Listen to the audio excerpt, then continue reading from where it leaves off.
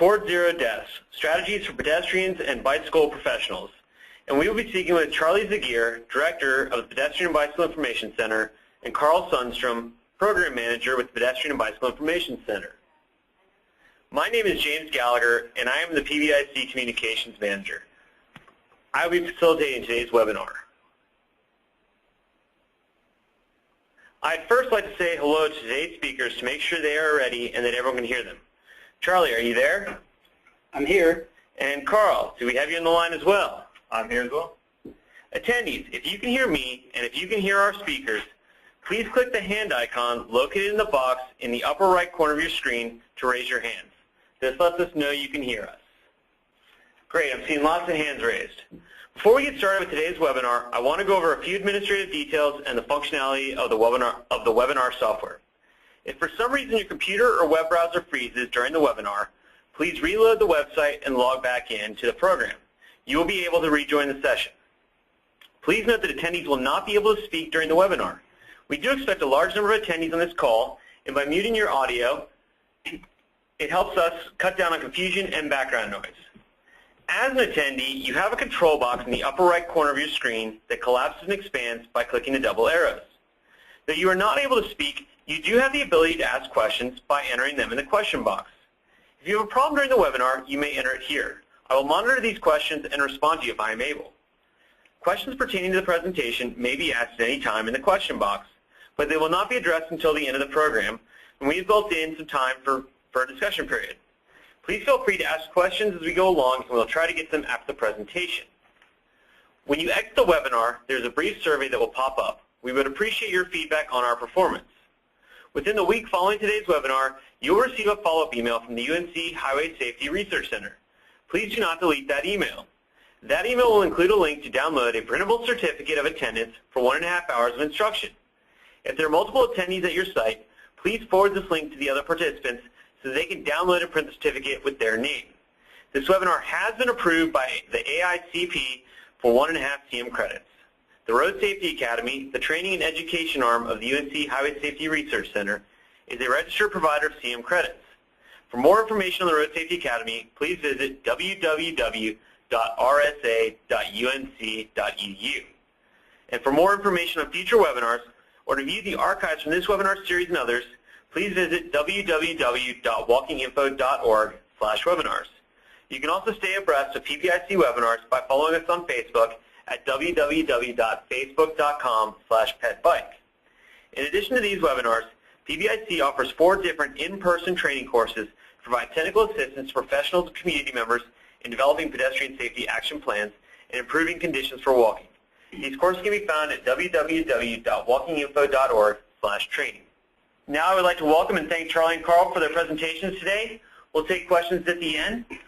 Charlie, if you could take from here. Okay, thank you, James. Well, welcome everyone to the webinar today. And I'll first say that these presentations that we're giving are based on a white paper on Towards Zero Deaths for vulnerable road users that we helped put together. It was for the Federal Highway Administration Office of Safety in conjunction with a consulting firm, VHB. So I'll first say that the Towards Zero Death concept began some years ago in Europe, in countries like Sweden, which developed a Vision Zero effort. And that effort really stressed the viewpoint that even one traffic motor vehicle death is too many. So this idea of Towards Zero Deaths has kind of spread around the country, around the globe, including the U.S., and a number of federal, state, and local agencies in the U.S. have been sort of trying to adopt or pick up some of the ideas here. So what Carl and I would like to do today is talk through some of the information. We're going to focus on a few key strategies that can help us accomplish and work toward this Towards Zero Death vision.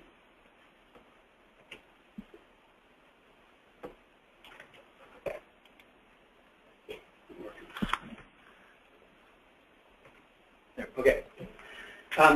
So here's an overview of the presentation. We're going to give a little brief introduction and focus on what is sort of the magnitude of the pedestrian crash and injury problem. We're going to talk about some of the major issues that are the cause of pedestrian crashes, some of the factors, and then we're going to get into 8 specific safety strategies that we believe to be among the most effective in working towards zero.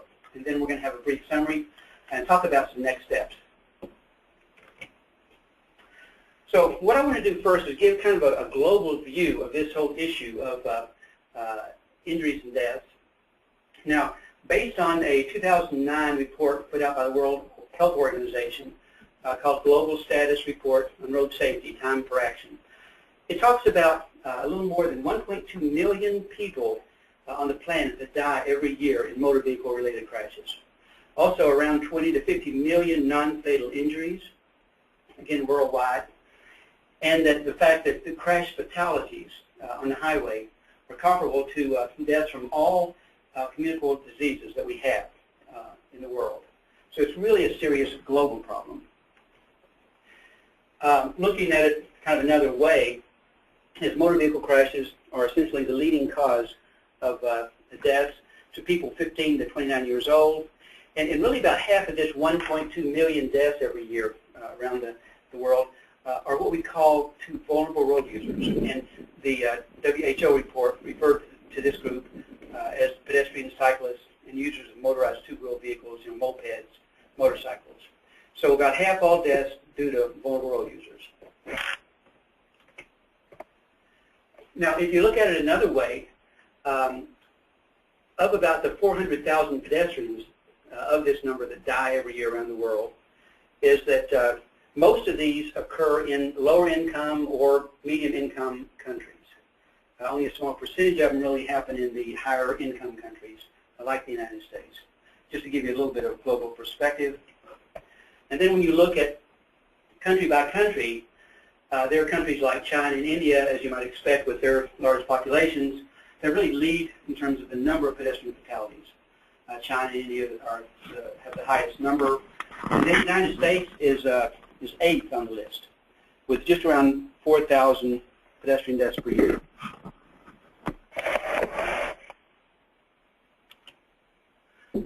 And so now getting more focused on the U.S., of the 4,000 pedestrian deaths a year, this represents about 13% of the more than 30,000 total traffic deaths we have, which is a rate of about 1.33 deaths per 100,000 population. And we also have an estimated 60,000 to 70,000 pedestrians seriously injured each year. Okay, so let's start with the premise as part of this, that streets and roads should be designed to be reasonably safe for all types of road users, including pedestrians and bicycles. So we're going to be really working with those two user groups today. And don't be alarmed, I'm not going to read all this, but essentially we put this together a while back just to indicate that there are a number of factors that really contribute to a pedestrian crash. We can talk about driver factors, vehicle factors, roadway and environmental factors, pedestrian factors, and also demographics, and policy factors that all come into play. So most pedestrian crashes involve more than one of these factors. We have numerous details. If you want to go back, we can send you this in more detail. With all these things in mind, just what we know from a lot of the research and looking at pedestrian crash statistics is the populations most at risk tend to be children, seniors, pedestrians with disabilities, and a few other targeted groups. We also know that there are certain pedestrian crash types that tend to be more problematic, things like children darting out into the street, mid-block crossings on high-speed multi-lane roadways, walking along the roadway at night or sometimes walking in the road, turning vehicles, striking pedestrians, and then nighttime crashes are also particularly severe on rural roads. And we know some of the factors that are involved. We know that speed kills. We know that the chance of a pedestrian dying are greatly increased, 85% or more if they're struck from a vehicle going 40 miles an hour, and that probability goes to about 50-50 if the vehicle can get down to 30 miles an hour, 10 miles an hour or less. They can get down to another 10 miles an hour to 20, that probably gets down to about 5% likelihood that they would die. We also know that roadway features contribute to pedestrian crash, not only the likelihood of a crash occurring, but also the severity of the outcome.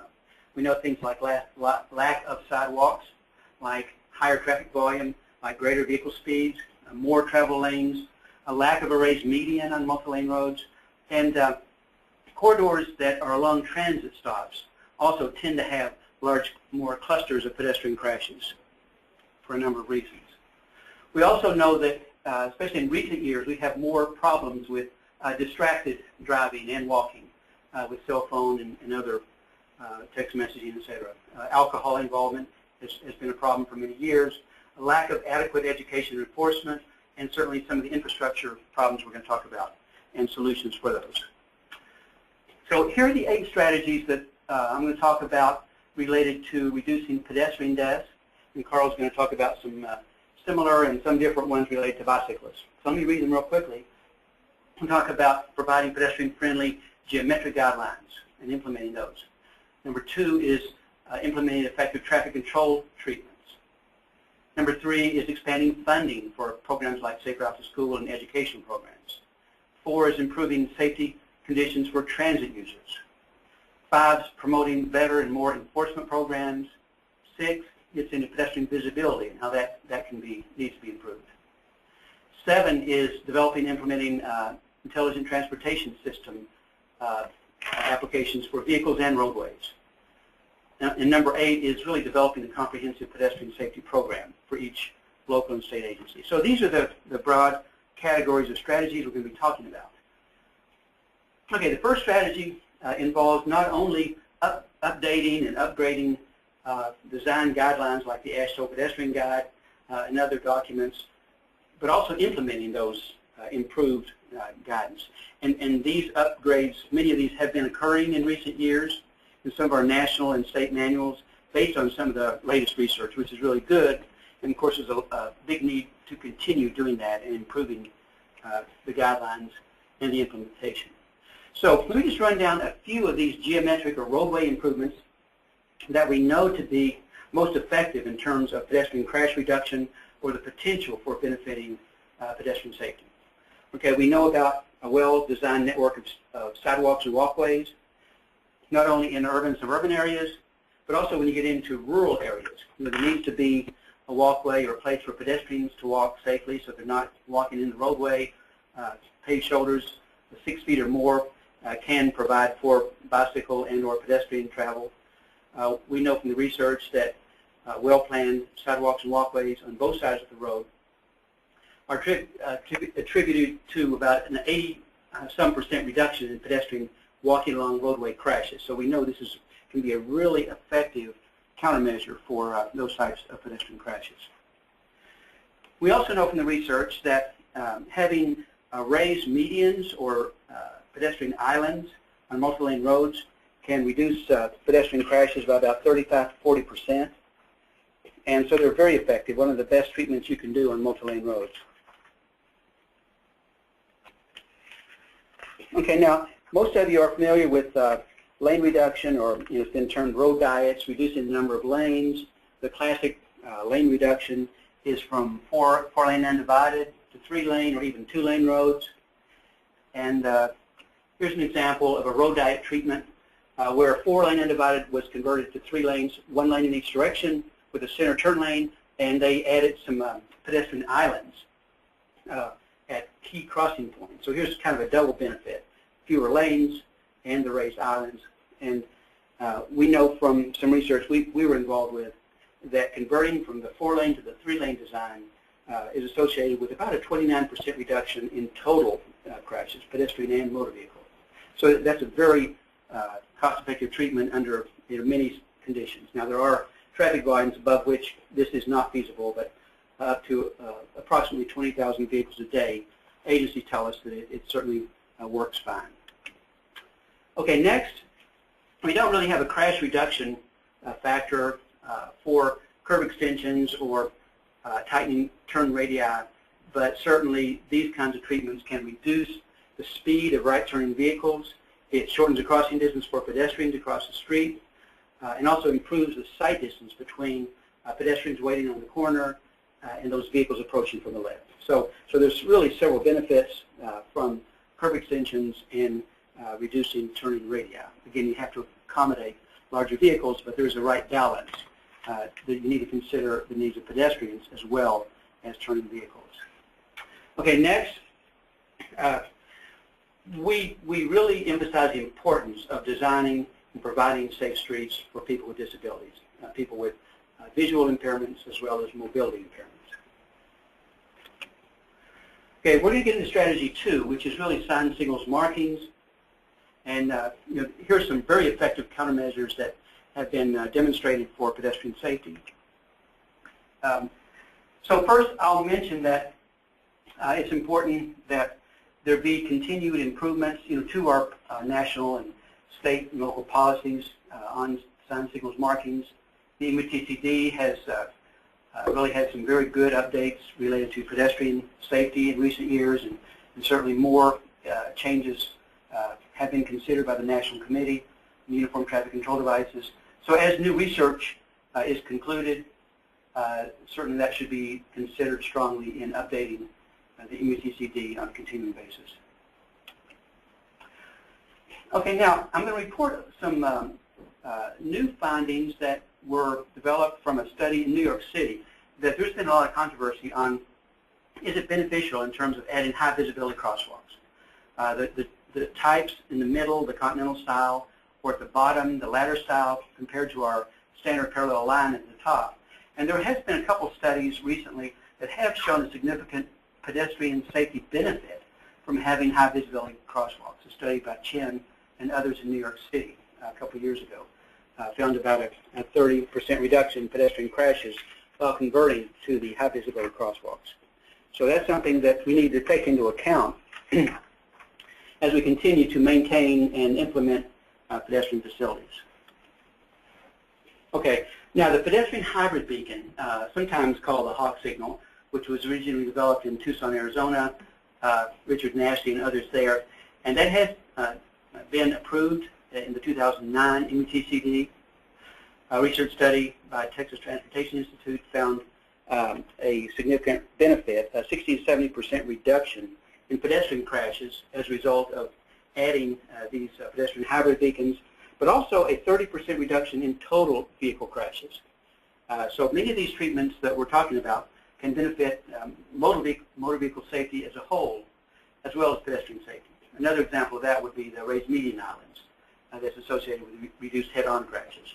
So anyway, many of you have heard of this or have experimented or installed pedestrian hybrid beacons. This is another measure that can be effective. Another one would be what we call the advanced yield line, or in some states, the advanced stop line. And that consists of actually installing these yield bars, we call them shark's teeth, approximately 30 feet back from the crosswalk.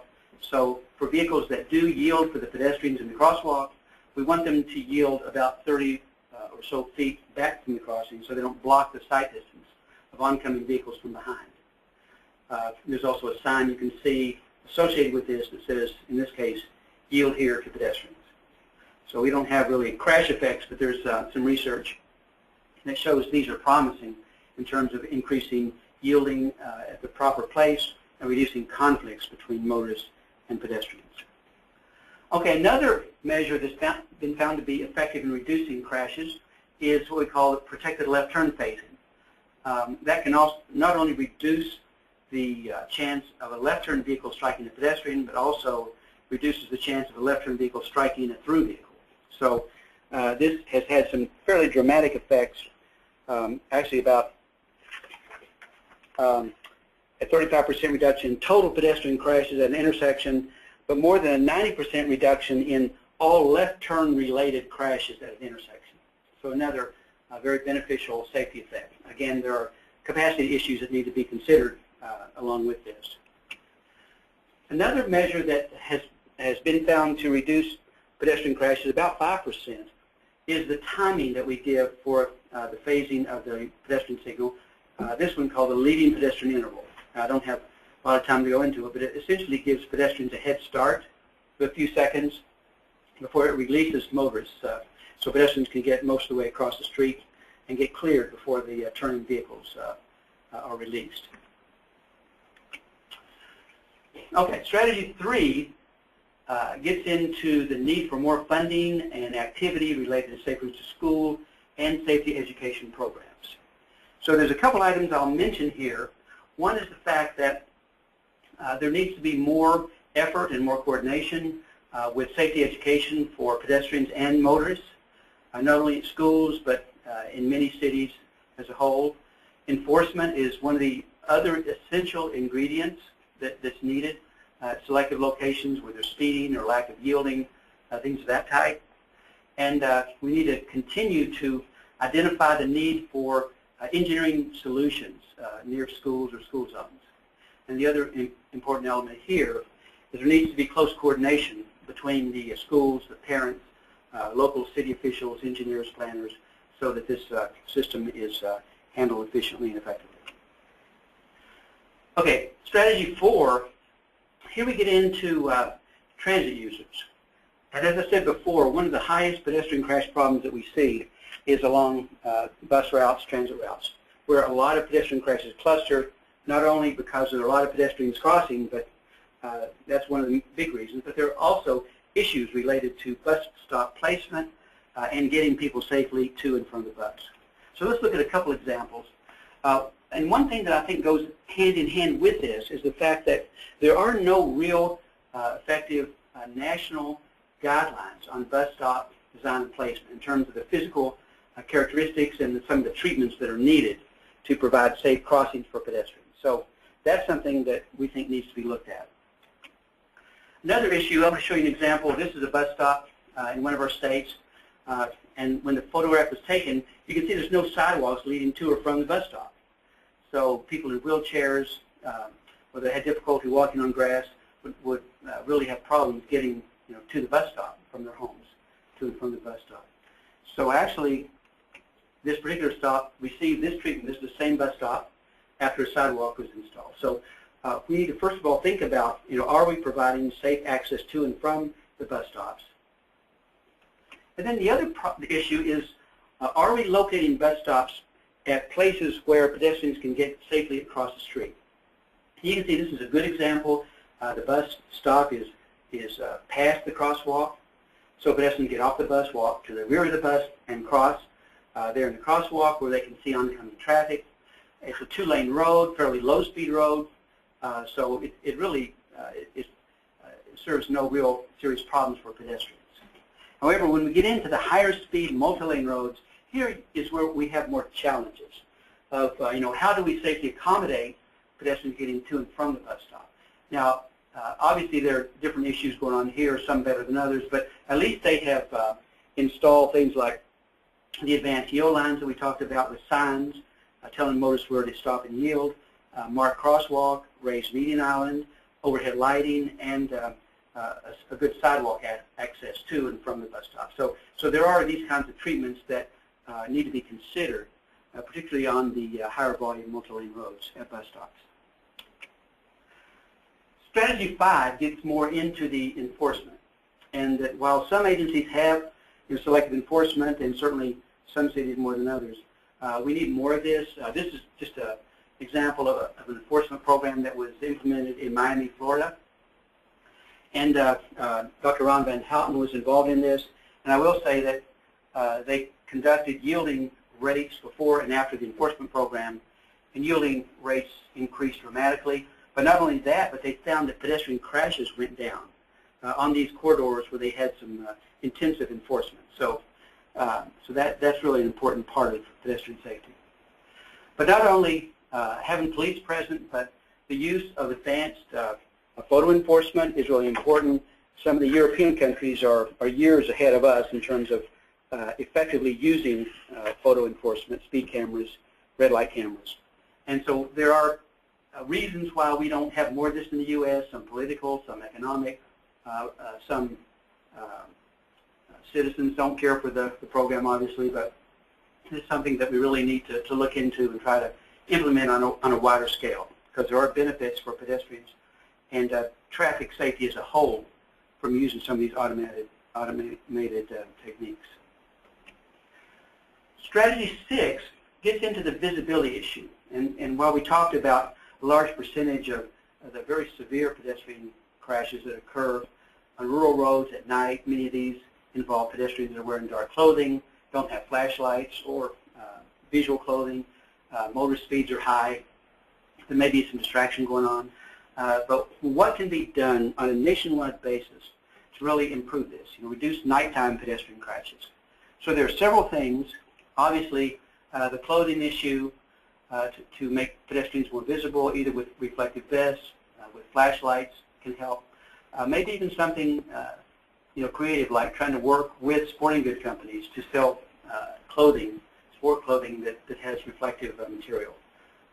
The other issue is the overhead lighting. That can be put everywhere because it is costly, but there are many places that have heavy pedestrian activity at night, moderate to heavy activity. They're very dark and could benefit pedestrian safety if enhanced lighting were implemented. In fact, we know that improved lighting has been found to reduce pedestrian crashes by about 20 to 25% at night. So that can be a fairly effective strategy as well in selected locations.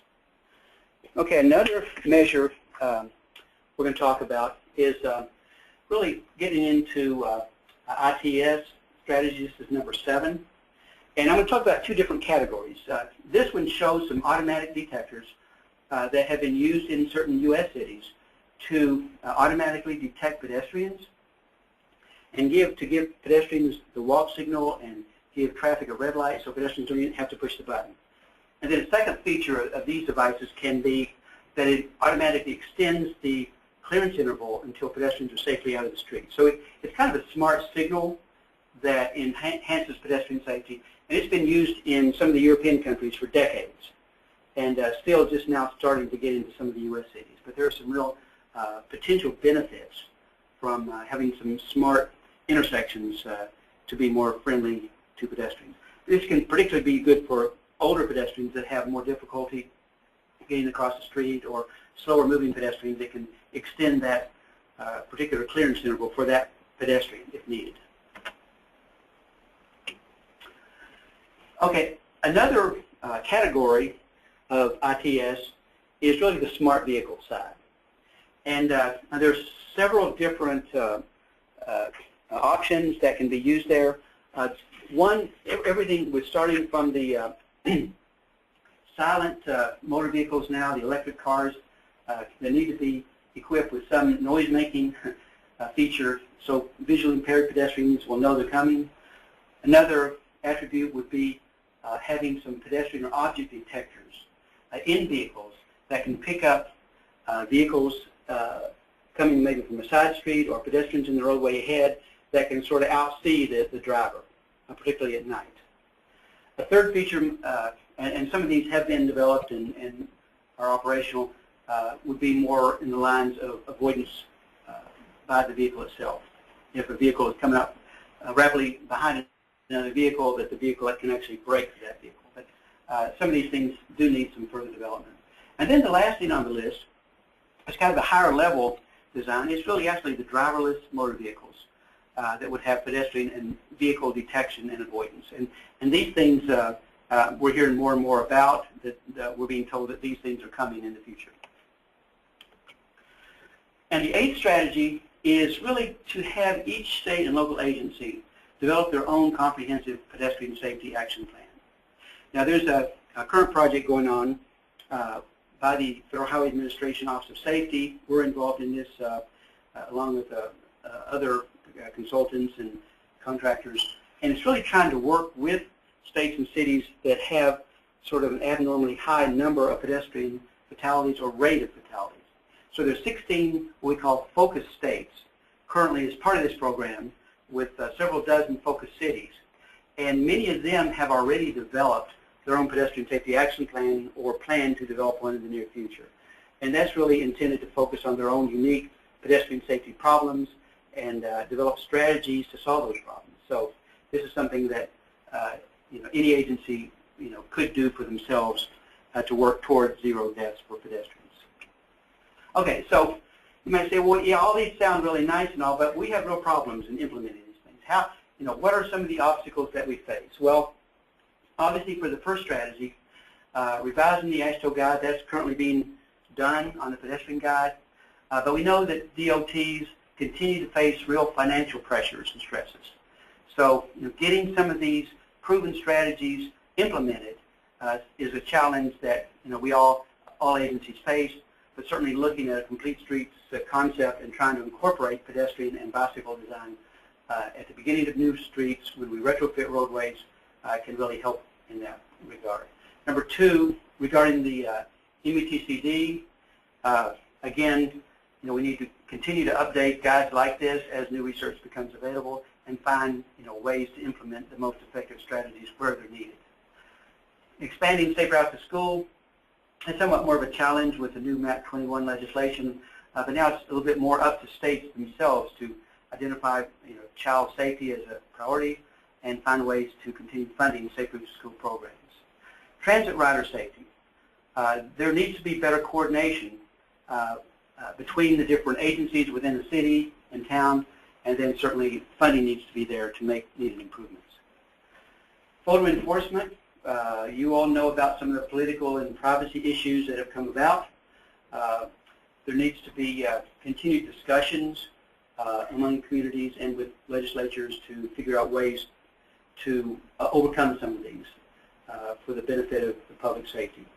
With visibility, conspicuity for pedestrians, we'll take some strategies, maybe some innovative thinking on the part of some of you all to figure out what's the best way to make sure that pedestrians can be seen, drivers are more aware of them.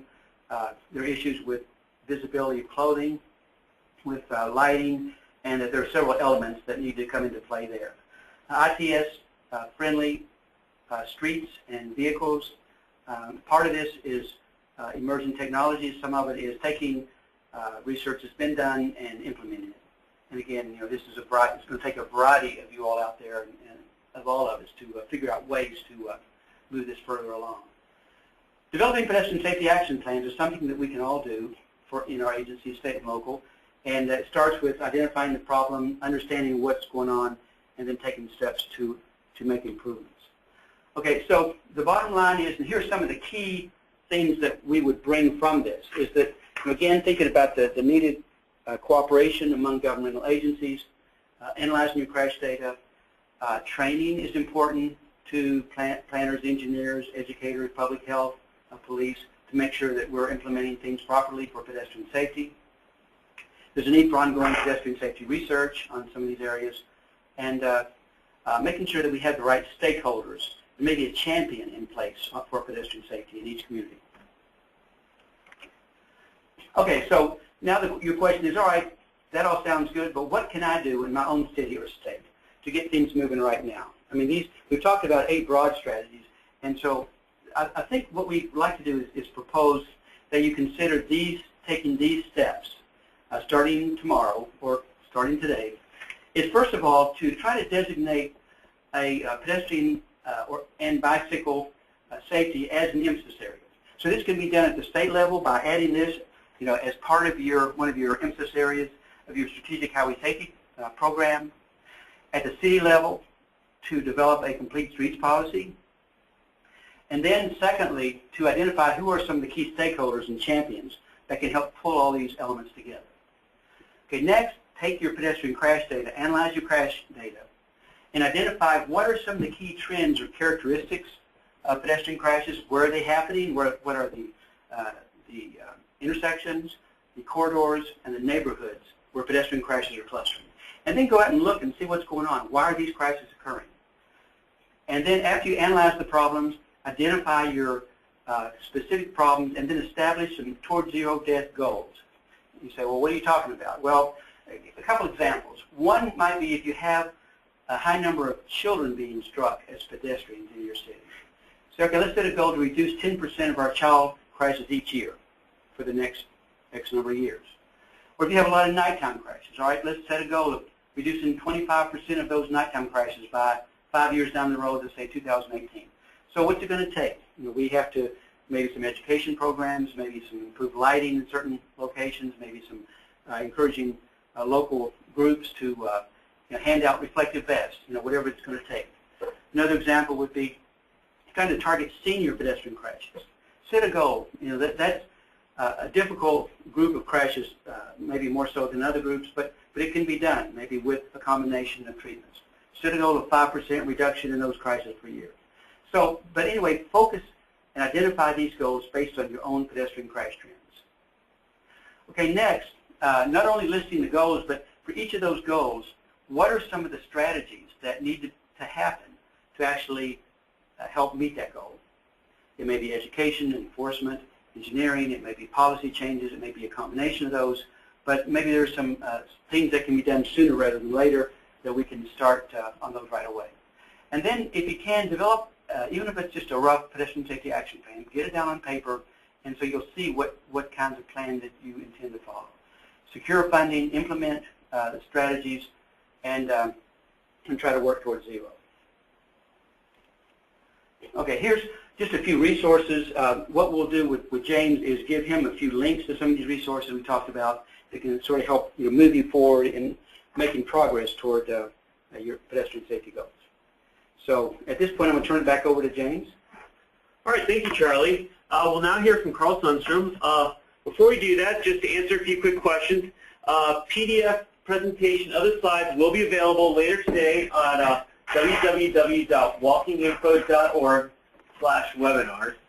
So you will be able to download those this afternoon. So if you didn't catch something, it will be available later today. And now we'll go to Carl. All right, thanks, James and Charlie. So now I'd like to talk about some of the bicyclist strategies that go in line with some things that Charlie has been talking about in the Towards Zero Death effort. I think we'll start here with the background and kind of talking about what the problem is today and how we can best approach reducing the number of bicyclist fatalities in the U.S. And then we'll talk about the safety strategies. Some of them overlap with some of the pedestrian side ones, and then there are obviously many of their own issues on the bicycle side. Talk about a little bit of some of the other activities that may be able to help, and then summarize that, and maybe if we have time, turn it back over to Charlie for a little bit of a quick case study. So as Charlie mentioned, these strategies that will be presented are in the white paper on vulnerable road users, and you can download that. I'll provide the link at the end of the presentation if you want to read a little bit more about both of these presentations as well as some of the other information that's in these white papers. Okay, so moving on, since we're talking about Towards Zero Deaths, the best place to start seems to be talking about where we are today and what the crash trends have been over the last 10 years as far as bicycle fatalities in the United States. And so as you can see here, these are the fatalities from 2001 to 2010. And there appears to be a bit of a trend moving down from 2005 to 2010, but the numbers are relatively low, and we're talking about national fatalities. So there is it's still a little early to tell what the trend is. And of course, the other side, the missing piece here is that there's no exposure data to go along with it. So this is just pure fatalities, which is what we're talking about with Towards Zero Death. One death is too many, but it does not include a rate here. So just to pull out some of the information a little bit further and look at just the fatalities in the United States in 2010, and kind of look into a little bit more detail about these fatalities and maybe what some of the higher proportion things are, maybe find a good place to start as far as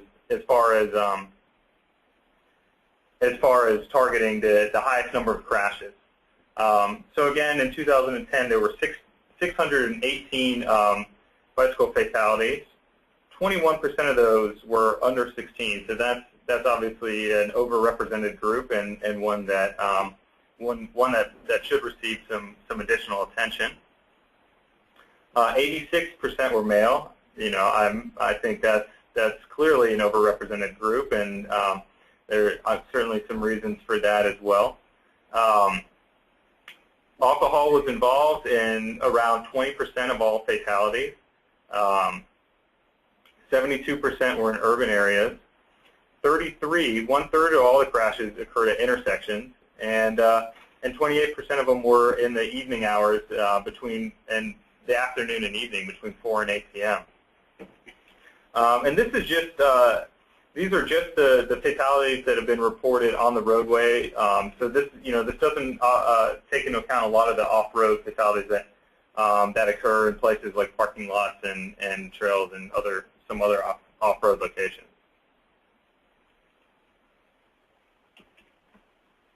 We can also look a little bit more at overall crash types.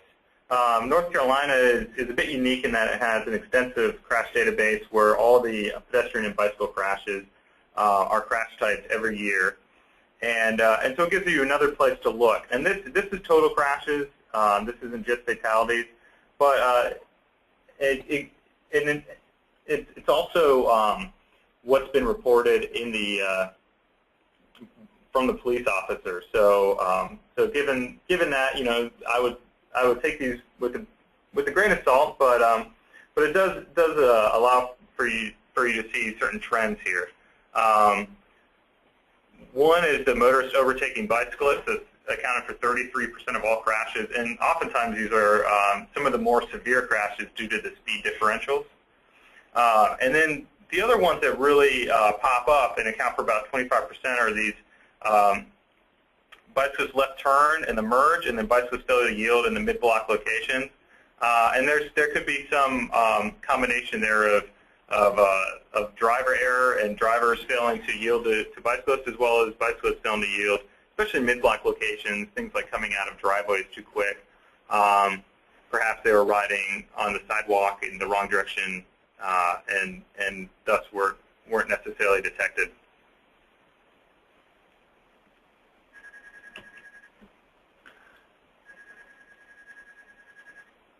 Okay, and so moving on to talk a little bit about the National Biking and Walking Study that was commissioned in 1994 by Congress, and it had two goals. One was doubling the percentage of total trips made by biking and walking.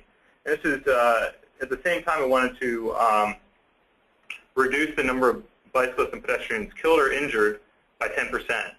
And so Federal Highway Administration released a 15-year status report on how we've done as far as meeting those two goals that were put in the study. And so the 15-year report is based on the 2009 National Household Travel Survey results, and it notes that 11.9% of all trips made by bicycling and walking. So this is up from about 7.9% that was reported in 1994. But it is less than the goal of 15.8%. So we haven't met that goal, but it does account for a very large trip increase when you just look at the numbers. And then it also notes that the number of bicyclist fatalities has decreased by 12%. And when that's coupled with the increase in trips taken on foot and bike in the same period, I think we can likely say that those represent safety gains. And looking at bicycling in particular, the mode share has increased from 7% to 1% in 2009. So that does represent a trip increase from 1.7 to 4 billion during that period. And then the estimate in injury crashes has decreased in about 14.7% as far as the estimate is concerned. So there seems to be some really positive gains. And overall, it looks like there are more people biking and walking, and it is becoming safer. But we still have a long way to go before we meet the zero death goal.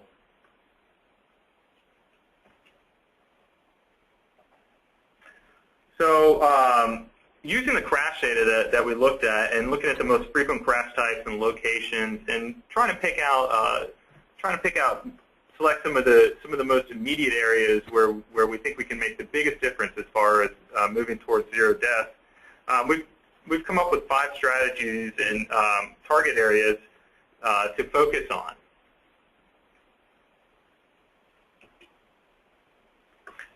So the first strategy is to reduce motor vehicle speed in urban and suburban areas, and this is similar to what Charlie is talking about on the pedestrian side. I think it's pretty widely agreed that speeding is a big issue and one that really should receive a lot of attention.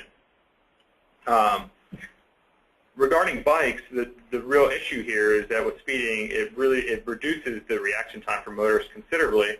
And when you pair that with any sort of small distraction, you get an extremely reduced reaction time. The other problem is that with speeding, if a crash does occur, the severity is increased considerably. So there are a couple strategies that can be employed. The one side is on the enforcement angle, and this includes using automated enforcement like the red light cameras and the speed cameras where they can be used, and also working with law enforcement to do more speed enforcement, particularly in areas where there are a lot of bike crashes or there's just a high number of bicyclists. And that could include on the roadway itself, or maybe where bicyclists are crossing a busy route. And so it can be challenging to work with the police and try to get them to reallocate maybe some of their resources to work on some of the speeding enforcement. But in some of our experience, it seems like the police respond well to data. And so if you have some data to show them, here's where the crashes are occurring, here's the time periods where they're occurring, and have them go out during those periods, you may be able to get some good results from the police. On the other side, you can also have some engineering strategies to attempt to reduce speed. And that includes perhaps reducing lane width or using other traffic calming measures, sometimes some more visual cues like landscaping or different building, putting the buildings closer to the street may help. And sort of just provide those cues that, the drivers should slow down and should be a little bit more aware of their surroundings. And then where in other areas where there really are big speed differences, maybe this is where you need to focus on putting those bike lanes and moving bicyclists out of the way so that they have their own space and the speed differential is not as big of an issue. But there are, of course, some implementation issues. This is what Charlie talked about. It does require a cultural shift from drivers, certainly, as far as having them recognize why they should be slowing down and paying a little bit more attention to the roadway. It involves working with the police and having them understand what the benefit is to the community if they do speed enforcement, and explain to them there are other secondary benefits as well to doing the speed enforcement. Oftentimes they'll catch a lot of people on outstanding warrants, that sort of thing. So there's a lot of things a lot of positives that happen with having the police out there in the community doing this kind of enforcement. And then it also involves working with traffic engineers and having them understand that especially in some of the urban areas that capacity delay is one thing and moving vehicles is important, but there's a safety benefit to all road users, including automobiles, by slowing down speeds and creating these types of environments. The second strategy is to reduce distracted driving by motorists and also distracted riding by bicyclists. So this is a two-sided problem. And the distracted driving crashes are increasing, and luckily this is something that has gained a lot of attention recently. It's been a real focus of US DOT in the last few years, and they do have a website, distraction.gov. They've had summits, conferences to talk about the issue. There's a lot of research going into it. But distraction can involve a lot of things. It could be texting and phone calls, which is what gets a lot of attention, but simply it could also be eating, drinking, talking to passengers. There's a variety of activities that people need to be aware of that can cause the issue. And and especially when this is paired with speeding, you have a real problem and a real danger to the roadway. There's been some research out there and showing that about 16% of total fatalities nationally have been attributed to distracted driving in some way. And then looking at some survey data, about 47% of adults have admitted using cell phones to take calls or send and receive texts while driving, and 34% of teens. So 27% of the general population has said that they have been using cell phones while driving. So it's pretty commonplace, and it's likely only going to get worse unless things we work to improve this. So legislation is one place to start, and many states and cities have already passed legislation to prohibit texting and talking on their phones. And this could be just complete bans, or sometimes it's certain groups like truck drivers or young drivers. So it varies, but there's definitely a movement towards passing this type of legislation. And then the other side is the public awareness, just creating those PSAs, getting the word out there that this is a problem. Studies have shown that it can be as dangerous as somebody texting, or it's as dangerous as a drunk driver on the road. So getting that information out there and just creating that culture where it's not okay to use your cell phone or do other things in the car that may distract them from the task at hand is important.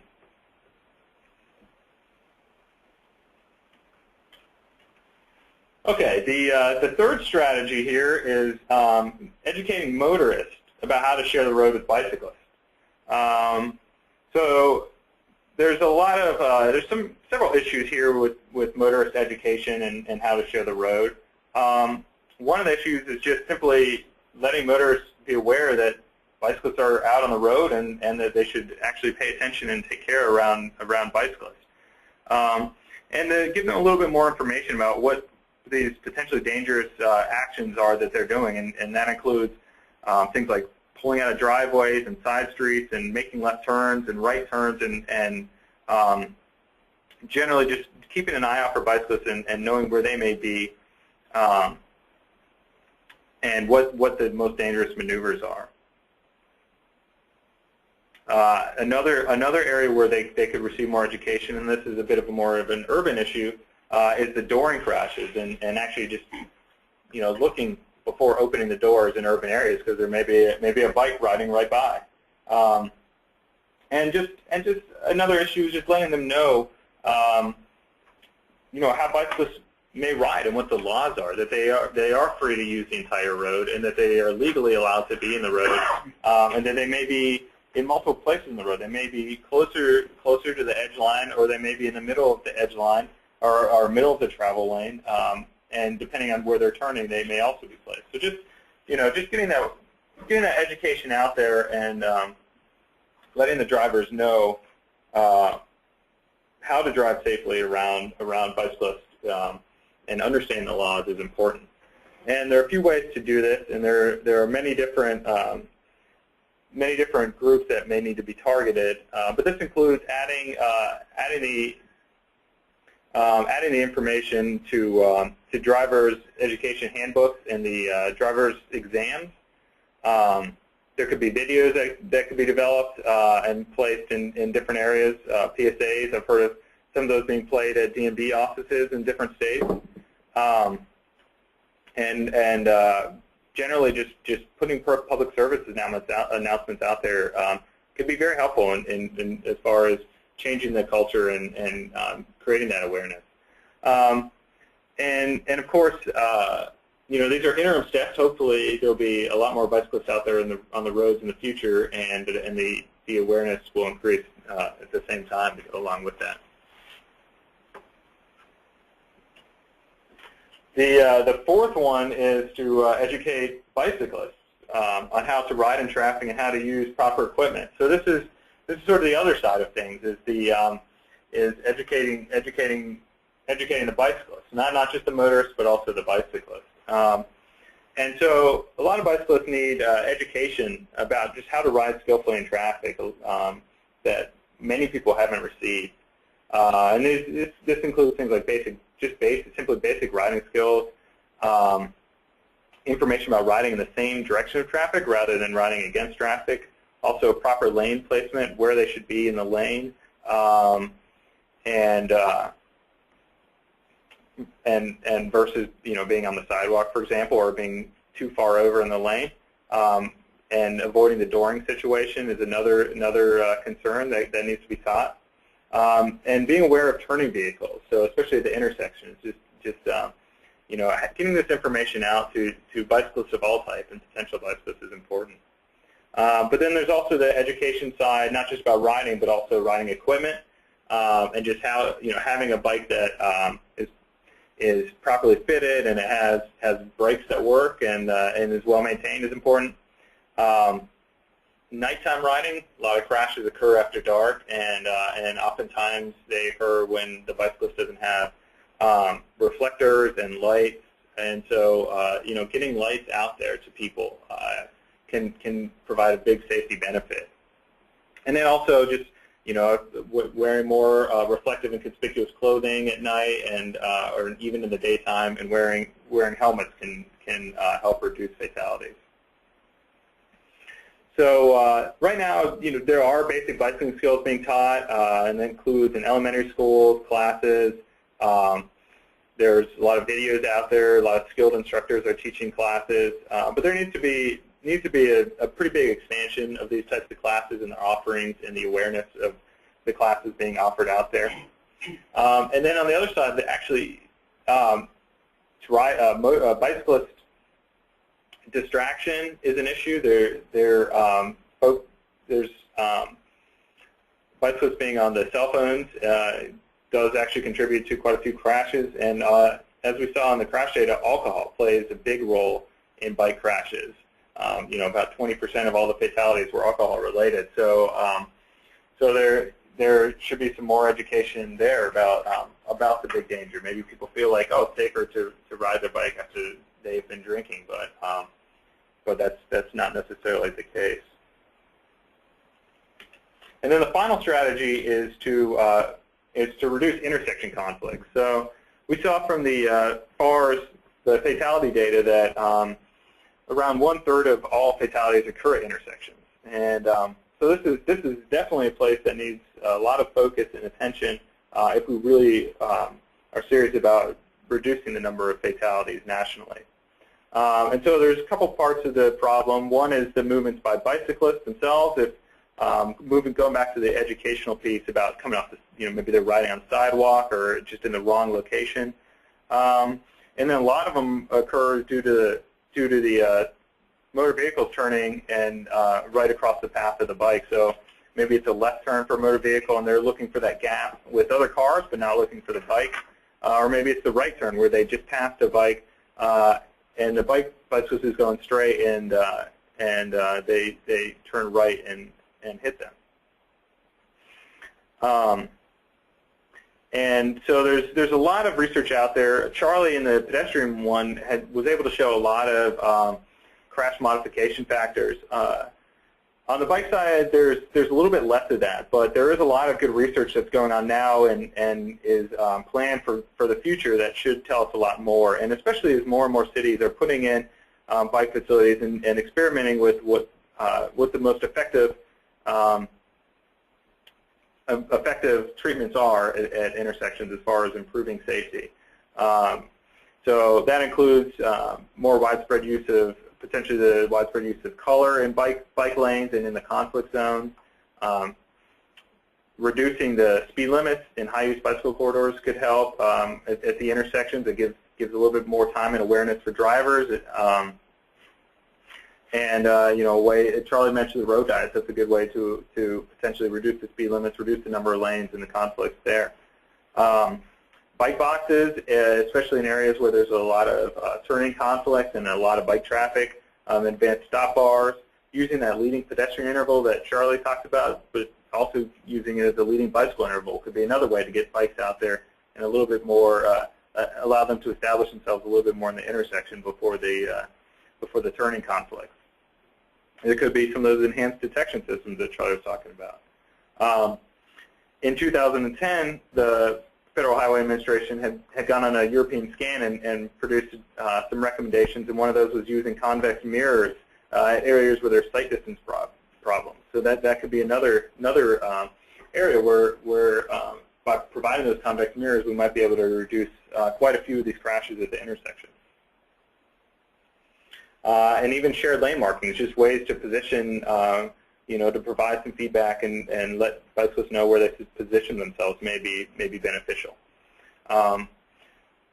And so, lighting is one last one. But so there's a lot of research that needs to be done still on what the best strategies are at these intersections. But and also just to make sure that we're not giving a false sense of security to the bicyclist, and that just by having these treatments out there doesn't mean that they shouldn't look over their shoulder and make sure that they're not about to riot or that there's not a car about to go into their path. So there's the cost of the implementation for this could vary considerably, and really the best way to get this implemented is for cities to have full-time bicycle coordinators who work at this and work to ensure that these types of facilities and treatments are provided at intersections. So those were the 5 strategies. There's a lot of other activities that would also support the strategies and work towards the goal of reducing the fatalities. And this goes along with the previous one, but just continuing to implement bike facilities. We've seen cities all over the country just putting in tons and tons of bike facilities, and what we're seeing is more people out there on their bikes and also those crash rates decreasing. So there really does seem to be that does seem to be a pretty effective way to do it, and also includes things like putting in bike signals as well, not just bike lanes, and paved shoulders in rural areas, that sort of thing. Maintenance is also a pretty big deal, and this could include just making sure that the bike lanes are swept and well maintained, and the removal of debris, that sort of thing, is vital. So not just putting in that facility, but making sure it's maintained. We talked about enforcement a little bit, and this needs to be increased, just overall, not just speed enforcement, but enforcement about dangerous behaviors, both for cars passing too close to bicyclists, as well as bicyclists who may be riding the wrong way, riding in areas on the sidewalk where it may be prohibited, that sort of thing. Looking at legislation could help. Looking at the different laws pertaining to bicyclists, including those safe passing laws that a lot of states are working on. Embracing the complete streets concept. This sort of captures everything we've been talking about here about providing that safe design for all roadway users. Not just focusing on the automobile. And then finally, just continuing to fund the Safe Routes to School program. It continues to grow. It continues to be a very successful program as far as helping out the neighborhoods. And it's not just about even getting kids to school, but there's a real benefit to the whole community when there's a successful Safe Routes to School program and project. And so, I realize that MAP 21 doesn't have dedicated Safe Routes funding, but it is still available, and hopefully it will continue to grow.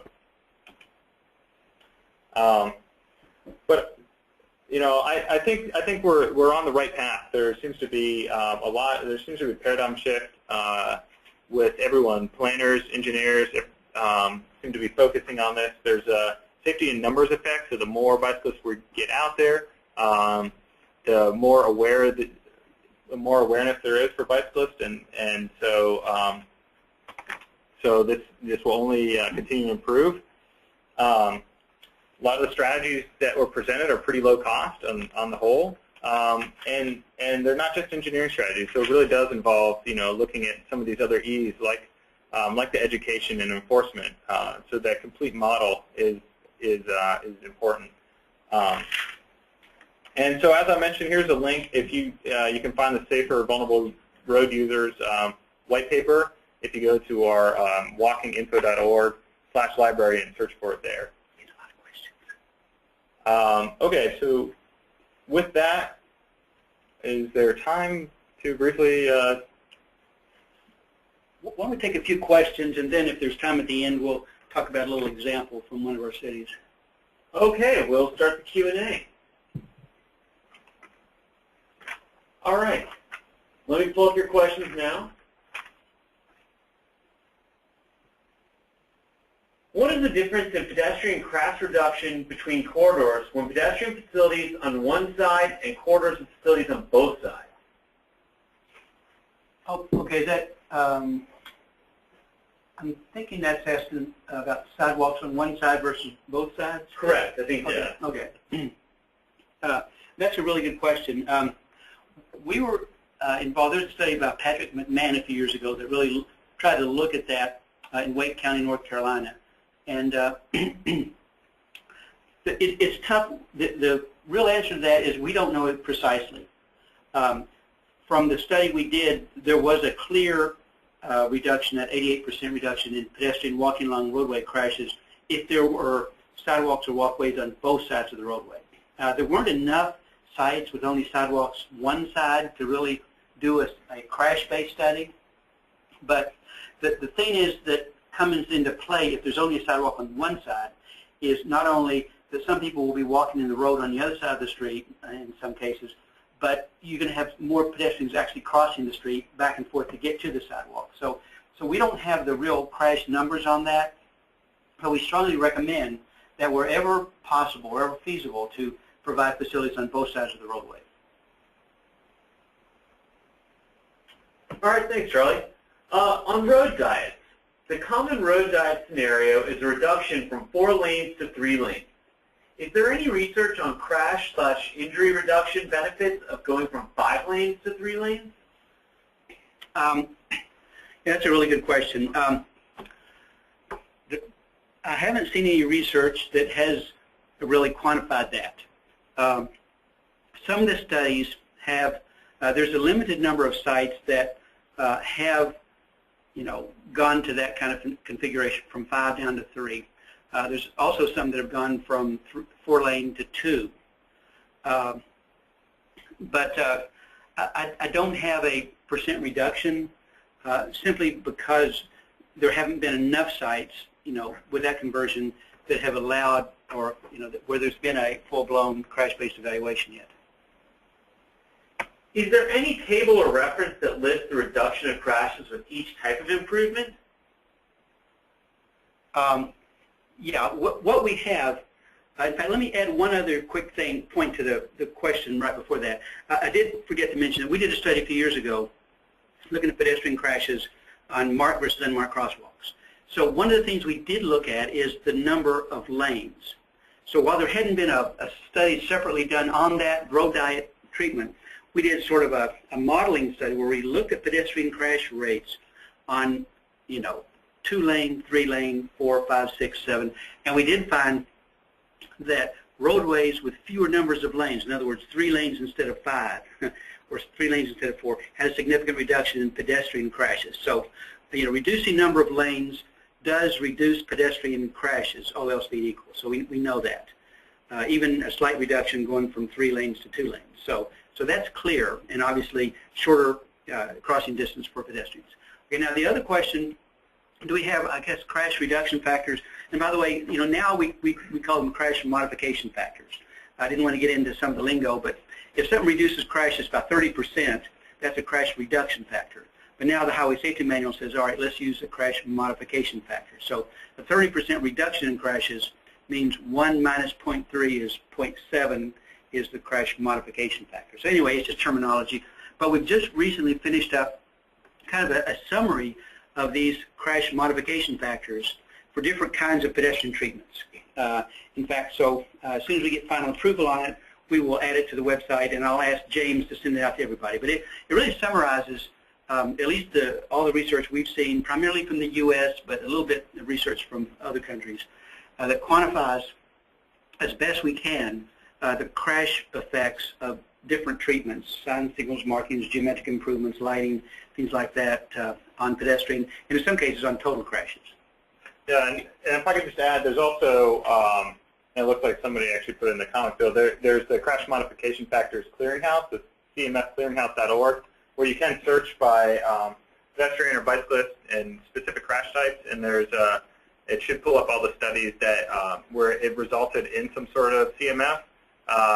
And you can look in a little bit more detail there as far as the ADT and the speeds and the type of roadway environment to find maybe something that might be applicable to what you're looking for for your study. And that's a really good source to go to. The problem with the pedestrian bike crashes or studies is that CMF clearinghouse doesn't have a lot of studies that really have kind of met a certain threshold of rating. So we sort of, what we've done with this other document is kind of, in our minds, a kind of a supplement to that. So I think using both of them would be beneficial. Yeah, good point. It's also nice to have a consolidated list. Yes, yeah. Certainly. How do you recommend getting buy-in from law enforcement that has historically been resistant to supporting pedestrian modes? Yeah, so sort of back to the points that we talked about on the bike side, but it really relates to all sides, is working with law enforcement through a few ways. They really do like having that data. There are a lot of short videos that can be shown during roll call. Some of the issues that law enforcement have too is just that they don't know the law themselves necessarily all that well, so they're a little bit less likely to enforce them because they don't feel confident in the law. So providing just a short pamphlet for them, and as well as maybe a pamphlet that they can hand out to people on the street if they see these dangerous behaviors can be really helpful as far as winning over law enforcement. And then the other part of this that goes along with this is the court system, and oftentimes there seems to be an issue with a lot of these things getting thrown out. So if you are planning on having a big enforcement campaign, and it should always go along with a big education and PSA campaign, but making sure that the courts are on board and writing some letters, having officials write letters of support for this campaign to the DA could be really helpful there as well. Okay, do you have any sense of which strategies provide the biggest bang for your buck? I can speak a little bit to the pedestrian side of things. And again, some of the strategies that I mentioned in our presentation are just those. In other words, multi-lane roads, raised median islands is about the best thing you can do on high-volume multi-lane roads. Road diets, as long as your traffic volumes allow it, up to around 18, 20,000, maybe a little higher in some cities. But certainly road diets, reduce total vehicle crashes as well as pedestrian crashes. Some of the things like having exclusive separate left turn phasing can virtually eliminate many of the left turn crashes with pedestrians and left turn vehicles hitting cars. Having paved shoulders in rural areas. It gives pedestrians and bicyclists a place so they don't have to walk or ride in the travel lane. And at night, this can be a lifesaver. So some of those kinds of measures, and there are other kinds of signal strategies we talked about. Traffic calming measures, some of those, like Carl was referring to, that can reduce vehicle speeds, that we know that reducing speeds not only reduces the likelihood of a crash, but certainly reduces the severity of the crash. So those are some of the main ones. And there are others as well. Yeah, I think too, just when you're looking for bang for the buck, finding the right locations for these treatments is extremely important. So, using information that you have available, using that crash data and mapping those crashes. Maybe if you have a good GIS data where you can look at gaps in sidewalks or network gaps, using that and using demographic information. Targeting big destination centers, that kind of thing, transit routes, overlaying all that, creating some sort of prioritization, and that and then you can really focus on the areas with the greatest need and the likelihood where you'll have the most crashes. Yeah, that's an excellent point. Let me mention there's a couple of documents we've been involved with called PedSafe and BikeSafe, and in fact, Carl and I are in the process of updating those documents as we speak for Federal Highway Administration, Office of Safety. But within those documents, and even the previous versions, it really gives some of the detail that Carl's talking about, that So you don't want to just throw out countermeasures randomly. That it's really important that you target the countermeasure for the kind of problem that they're intended to solve. Just like a doctor dispensing medicine, you don't want to give the wrong medicine to the patient. So, but in PedSafe and BikeSafe, and those are online, we have an electronic version.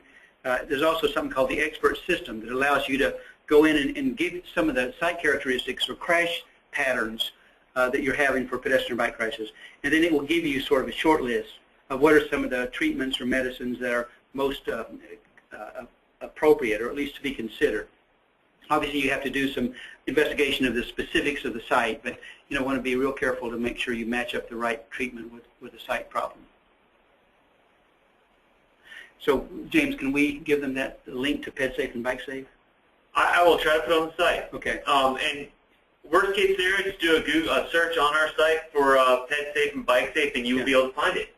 You can probably Google it and find it too. Can we add it to one of the slides for PDF?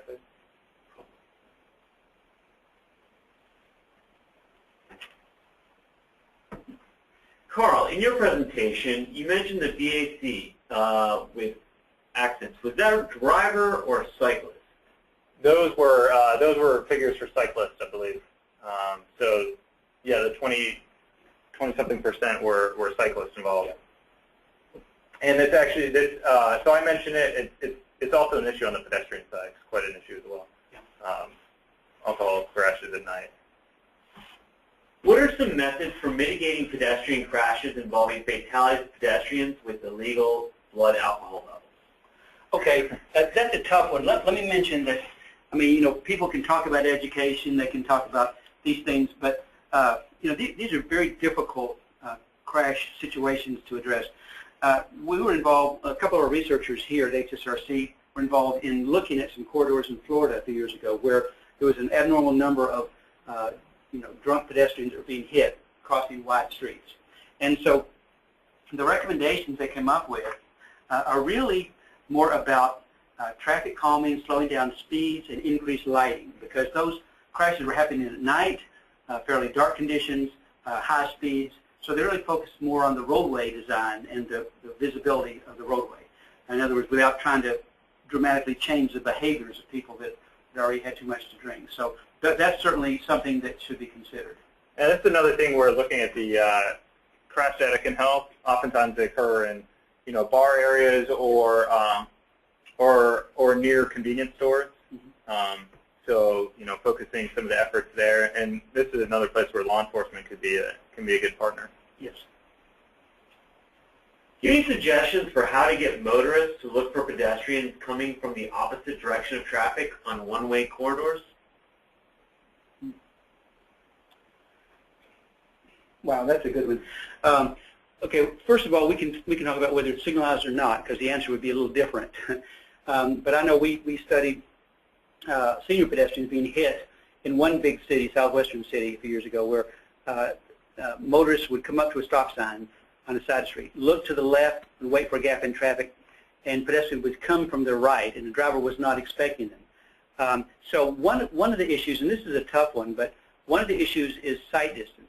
If there's limited sight distance for a given approach, the driver is just less likely to be able to see the pedestrian. You can also use advanced stop lines where there's some separation between where the pedestrians are crossing and where the driver stops. That would give a driver and a pedestrian more time to see the other one and get out of the way. So those are a couple ideas. Yeah, I think I think just creating that environment of awareness with good markings and visible crosswalks, that sort of thing can help a lot. Just another cue to the driver that somebody may be crossing there. And we studied moving back stop lines at signalized intersection approaches and found a reduction in conflicts for those vehicles in the right lane. Or you can even stagger your stop lines so that if there's a multi-lane approach, the vehicle in the left lane has to stop a little further back from the vehicle in the right lane. So the vehicle in the right lane has more of an open sight distance to their left, or and certainly they're more likely to be able to see things better as they approach the intersection.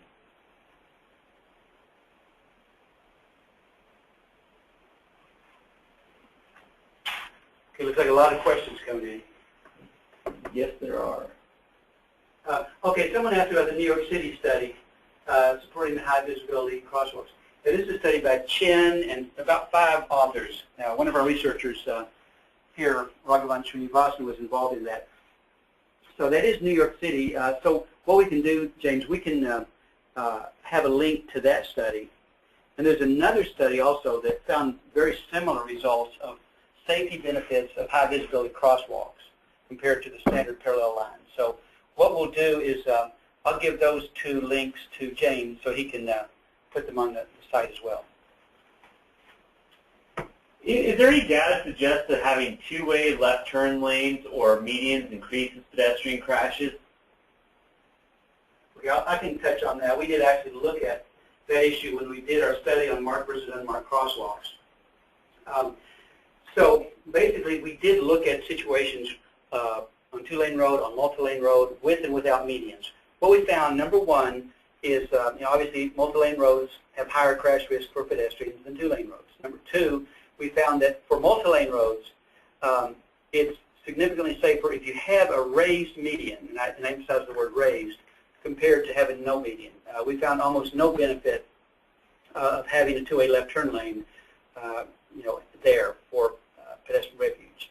And there's some obvious problems with people wanting to stand in the median when vehicles are coming at them from both directions. So it's not enough for pedestrian safety to just have a 2-way left turn lane and say, oh, well, they have a median area, because pedestrians don't use them. Obviously it's in conflict with left turning vehicles. So the raised median is what benefits pedestrians. Yeah, and we've touched on the road data a few times, but it doesn't always have to be that center turn lane. You can use the center turn lane when it's necessary, but it could be a median as well for areas. You don't have to run a continuously running center turn lane. Yeah, and we showed you a photograph of that, and that's sort of the ideal because you got the raised median and the fewer number of lanes. Do you recommend installing a median refuge on a high-volume 2-lane roadway, or would bump outs be more preferable? Well, I'm not sure what they mean by high volume. You're only going to get about, 20-some thousand vehicles maximum on a 2-lane road normally. And we have seen some cases where you raise medians on 2-lane roads. I haven't seen it very often. My answer is it depends on the situation. We talk about bump outs or curb extensions. Those, based on some research that I've seen, certainly they benefit sight distance. It depends on what the problem is, depending on what's the best solution. So I wouldn't give a general answer which one is always best. And there are other treatments that might be appropriate. If you're talking about 2-lane roads, we found in our research that 2-lane roads have extremely low pedestrian crash rates, up to all the ranges of volume and speed that we had. That doesn't mean there aren't problems on 2-lane roads, but for the most part, 2-lane roads are straightforward enough. Pedestrians figure it out. If the volumes get too high, well, yeah, you may need to interrupt traffic or do something like a median. But ideally, what you'd prefer to do is, if the volume is too high to allow for adequate gaps in traffic for pedestrians to cross, then you may want to go with something like advanced yield lines with a marked crosswalk, possibly with the rectangular rapid flash beacon, or in some cases with the pedestrian hybrid beacon. It just depends on the situation. So we do have other treatments. Obviously, we don't have time to talk about all of them today, but it depends on the circumstances and the problem you're having. Okay. Well, unfortunately, that's all the time we have for today for discussion. I'm sorry if we did not get to your question. Once again, a PDF copy of the presentation slides will be available later today at walkinginfo.org/webinars. This webinar is part of the Livable Community webinar series. And a recording of today's program will be posted to that site as well as to our YouTube channel, which is www.youtube.com/PetBikeInfo within a couple of weeks. We'll also try to get all the links and references that Charlie and Carl mentioned up on the site as well. And be sure to follow us on Facebook at facebook.com/PetBike for updates on this webinar as well as future webinars. And I want to remind you that a very brief survey will appear once the webinar is ended. We very much appreciate you taking a moment to complete it. Thank you again to our speakers, Charlie Zegeer and Carl Sundstrom, and thank you to all of you for attending today's webinar.